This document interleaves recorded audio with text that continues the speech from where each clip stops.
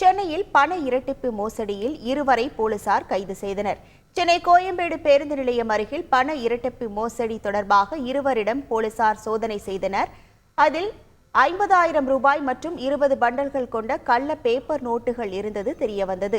பணக்கட்டுகளில் முன்புறமும் பின்புறமும் அசல் 500 ரூபாய் நோட்டுகளை வைத்து இடையே பேப்பர்களை வைத்து மோசடியில் ஈடுபட்ட திருப்பூரை சேர்ந்த ஆஷிக், புதுக்கோட்டையை சேர்ந்த சண்முகவேலை காவல் நிலையத்திற்கு அழைத்து சென்று விசாரித்தனர்.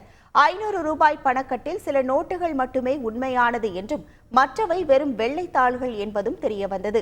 பணக்கட்டில் மேல்புறமும் கீழ்ப்புறமும் உண்மையான 500 ரூபாய் பணத்தை வைத்து 5,000 ரூபாய்க்கு 15,000 ரூபாய் தருவதாக கூறி பணத்தை கைமாற்றி விடுவதற்கு இருவரும் காத்திருந்த போது போலீசார் மடக்கி பிடித்தனர்.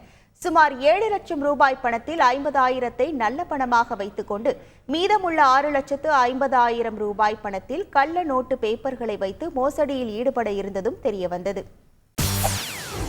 செய்திகளை உடனுக்குடன் தெரிந்து கொள்ள உடனே சப்ஸ்கிரைப் பண்ணுங்க.